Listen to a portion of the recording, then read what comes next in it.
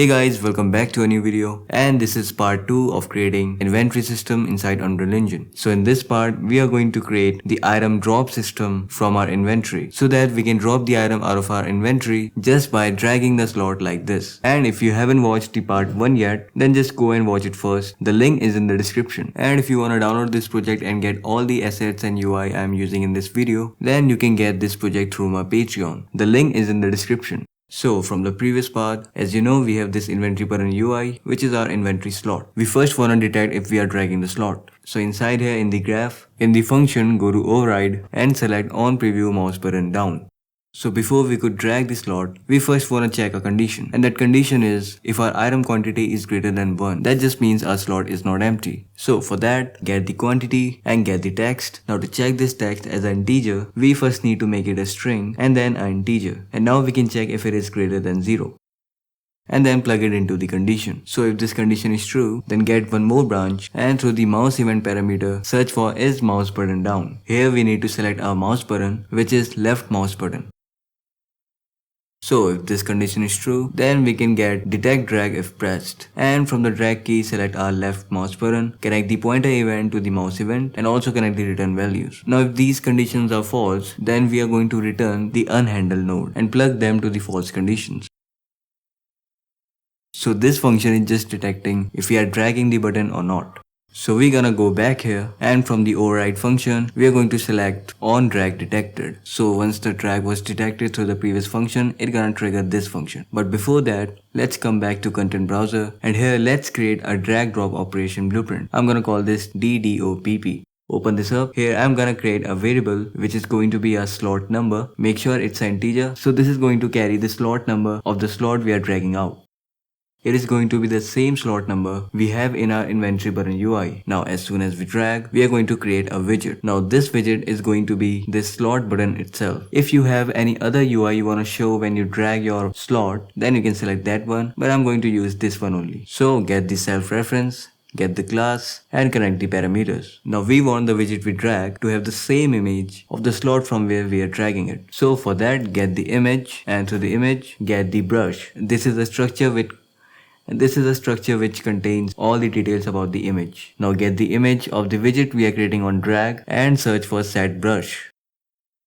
And connect the brush parameters, which is going to set the same image on the dragged UI. Now one thing to notice here is the image visibility is hidden by default. So we are gonna make this visible by set visibility and set the visibility to not hit testable, which means it's just visible but not clickable. Now search for create drag drop operation, and here select the DDOBP we just created, and for the default drag visual, connect it to the return value of the widget we just created. Now we need to set the value of slot number we created inside the drag drop operation. And to access it, we need to check this instance editable and expose on spawn. Now if you go back and refresh the node, you will be able to see this variable here. So just get the slot number and just connect it to the parameter. So this DDOBP is just going to carry the slot number value from one class to another, because we're gonna need that later on. For now, just connect it to the return value. That's all what we need to do here. And now let's see how it works for now.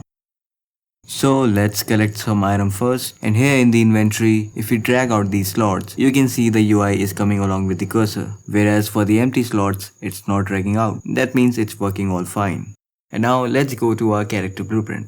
So here let's create a custom event. You can call this drop item or unfilled slot, since we are going to unfill the slot from the inventory once we drop the item. And let's create an input parameter of integer and name it slot number, since we're gonna need slot number to access the specific slot or to make any changes in the inventory. And the number goes like 0, 1, 2 and so on. So here get the inventory slot, then get the reference, and here we are gonna use slot number as index to get the details about the slot. Now break it to get all the details about the slot, and then set members to make the changes in slot values. Now here select all the values we want to make changes in.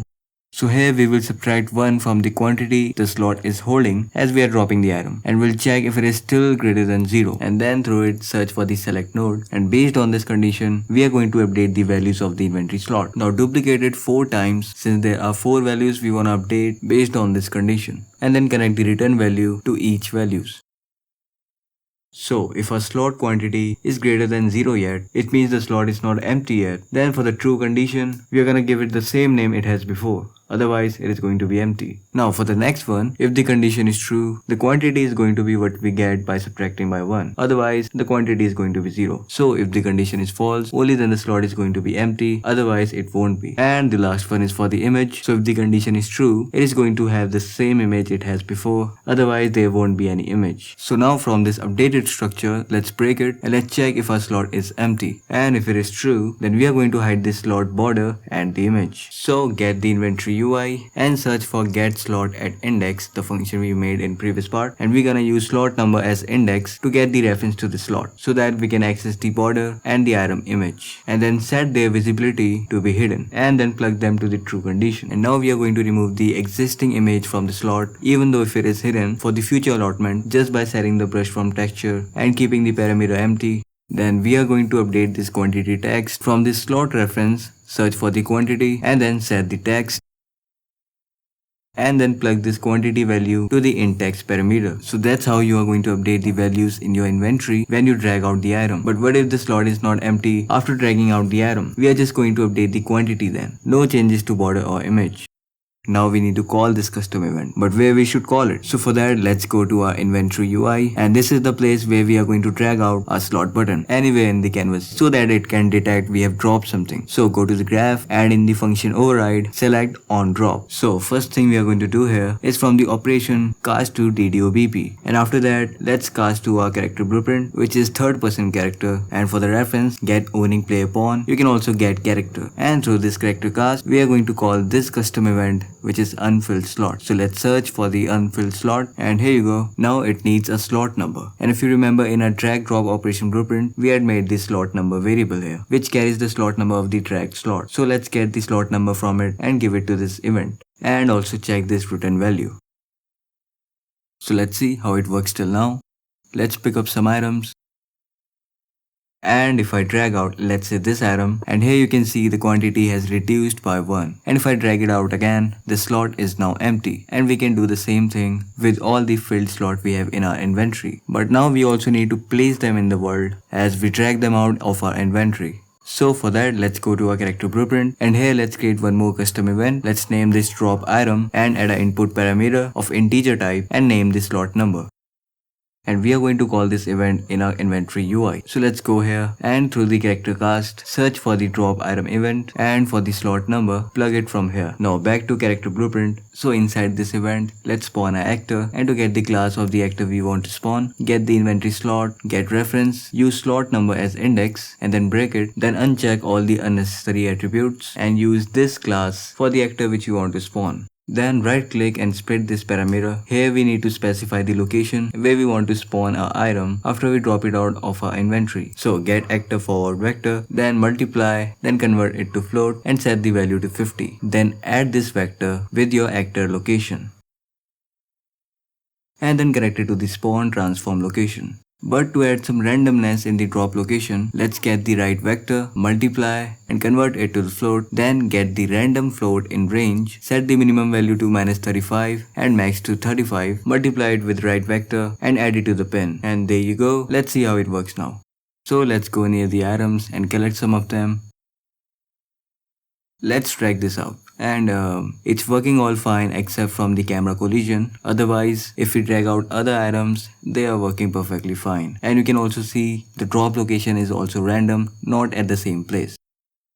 To fix the camera collision issue, you can go to your base item BP and select your item static mesh, scroll down in the details, and here in the collision preset, set it to custom and set the camera collision to ignore. So now if you will drag out your item, it won't collide with the camera.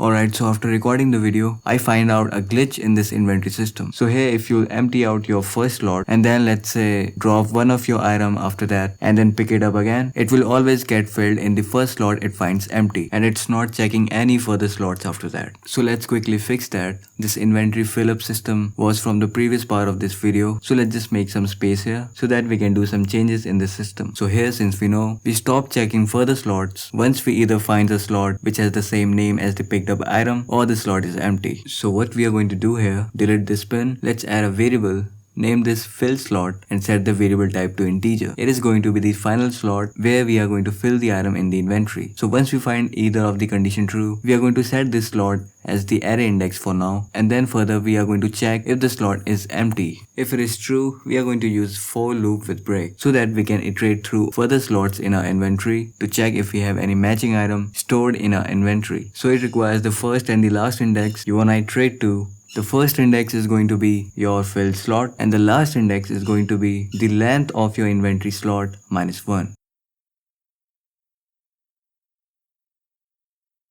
Now from the inventory slot, get the reference, use this loop index here and then break it. And we are going to compare it with the item detail. So we are going to break it too. And now we are going to check if our inventory slot name is exactly equals to the item we have picked up. And if this condition is true, we are going to set that index as our new fill slot.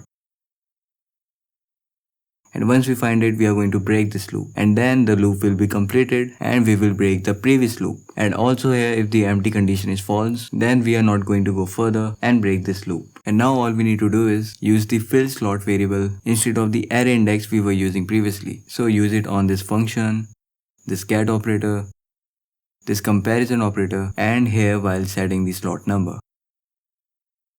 And you are all good to go now. This inventory system works all fine now. And if you want to support me or download this project, you can get it from my Patreon. The link is in the description. And if this video helped you out, you can like and subscribe to my YouTube channel. You can also join my Discord server where you can interact with other developers. So all the links are in the description. And I want to thank the Patreon members of this month. Thank you so much for all your support. It means a lot to me. Alright, so till then, see you. Bye bye.